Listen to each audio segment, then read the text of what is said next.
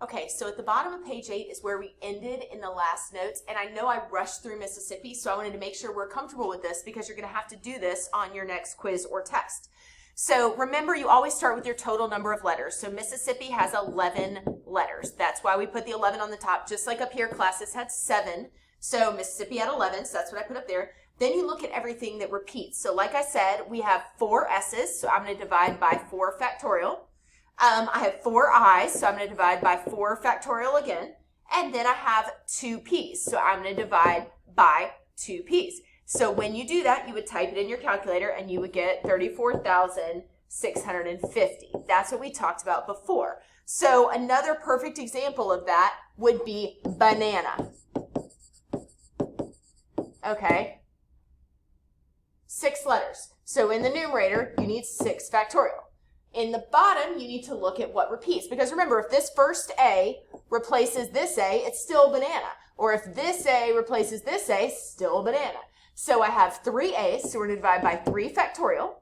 And then I have 2 N's, so I'm going to divide by 2 factorial. And then you can type that in your calculator, okay? Or you can just write it out. But we could do 6 factorial. So you could go to 6 factorial divided by 3 factorial times 2 math factorial. And you get your answer of 60, okay? So that would be 60. Now another way to think of it is 6 factorial is 6 times 5 times 4 times 3 times 2 times 1. And on the bottom, 3 factorial is 3 times 2 times 1. And then 2 factorial is 2 times 1. So you could cancel anything that's available to cancel. So you could cancel 3 times 2 times 1 and 3 times 2 times 1.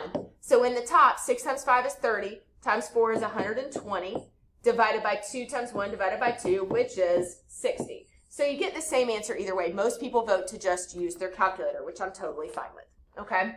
So now we're going to move on to page 9, which is combinations rather than permutations, okay? Here's the deal.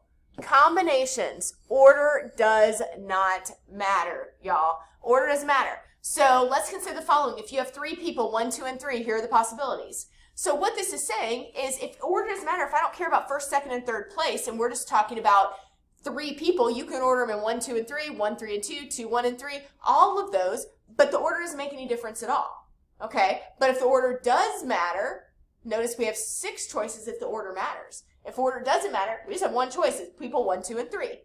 So you have a combination formula, okay?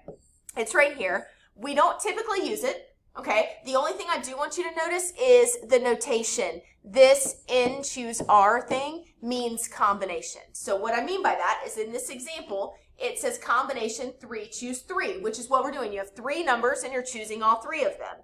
If you're doing this, combination 3 choose 3, you can do in your calculator. You can also write that as 3 choose 3. That also means combination. So if we want to type that in our calculator, we would do 3, same menu, math, probability, but now we're doing combination. So we want option 3 for combination. So 3 choose 3. And guess what? That's 1, y'all. There's only one way.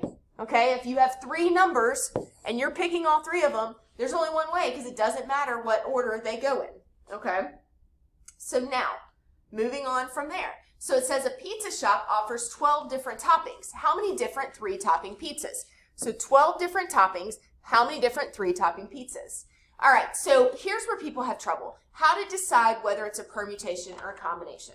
Okay, I want you to think about it if you're making a pizza at home. If I order a pepperoni, sausage, and onion pizza, okay, does it matter whether in the back they put the pepperoni on first or the onion on first or the sausage on first? No. Regardless of how they put it on, it's still a pepperoni, onion, and sausage pizza. So that's what makes this a combination. You get the same kind of pizza regardless of the order. So we would do combination. You have 12 toppings to pick from, and you're picking 3 of them. And you would just type that in your calculator. So 12 combination 3. So 12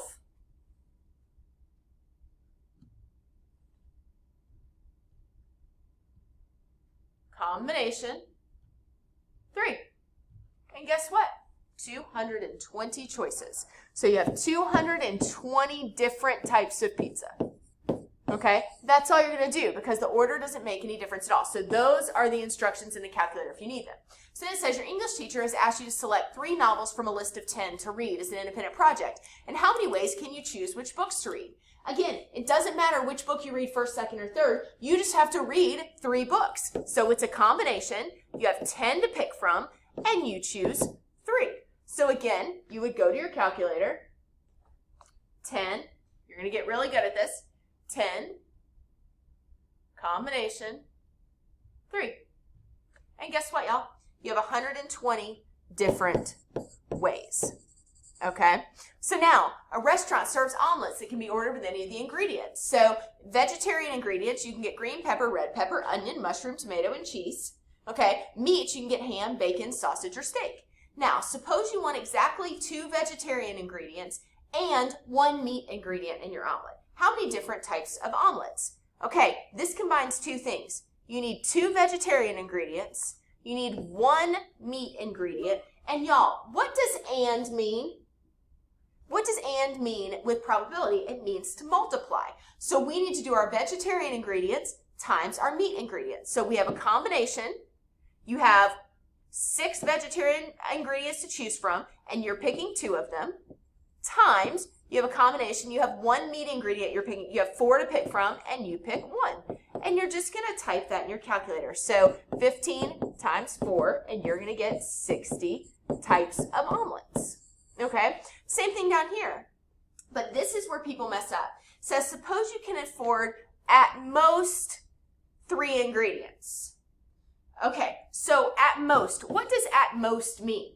Okay, usually at most means you can have 0 ingredients, you can have 1 ingredient, but the most you can have is 3. So that is 0 ingredients, or 1 ingredient, or 2 ingredients, or 3 ingredients. And from probability, we learned that or means plus. So when we're doing this, we're going to do the combination, and notice it doesn't decipher between vegetarian and meat, it just says ingredients. So we have 1, 2, 3, 4, 5, 6, 7, 8, 9, 10 total ingredients. So you could have an omelet that you have 10 to pick from and you don't choose any. What if you just want eggs? Or you could have an omelet with 10 ingredients to pick from and you only choose 1 ingredient. Or you could have an omelet with 10 ingredients to choose from and you pick 2. Or you could have an omelet with 10 ingredients and you pick 3. But at most, 3. And then you would have to type that in your calculator and do 176 types. So this ties together our probability of ands and ors, okay, also with combinations, all right? So that's the last of the notes on page 10. You are going to do pages 11 through 13. So a couple of things. For 11 through 13, the first 12 are just basics. Remember, you can cancel, you can type in your calculator, whatever you want to do. Remember number 12, this means combination, okay, just in case you're unsure.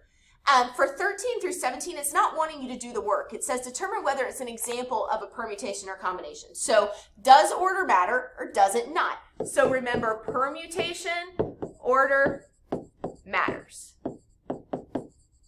Okay, combination, order doesn't matter. So for these, it wants you to literally look at them. So like look at 14. No, let's do 15.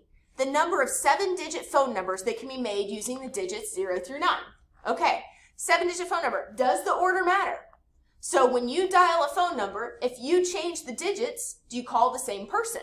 Everybody misses this one.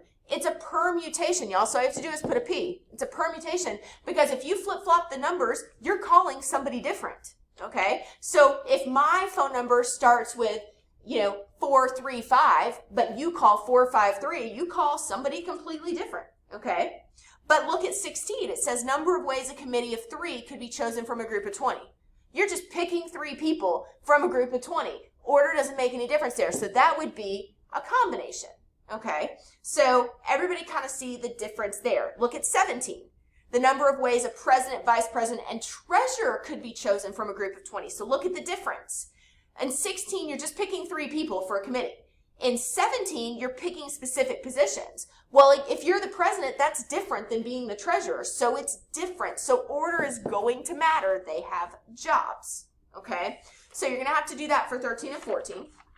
Then when you flip, okay, this is just running through a bunch of different examples of whether you should use combinations or permutations. Okay? So if you have trouble on that, don't. Make sure you read through. The answers will be posted. On the first one, okay, Little Caesars, this is just like the bottom of page 10. So I would use this,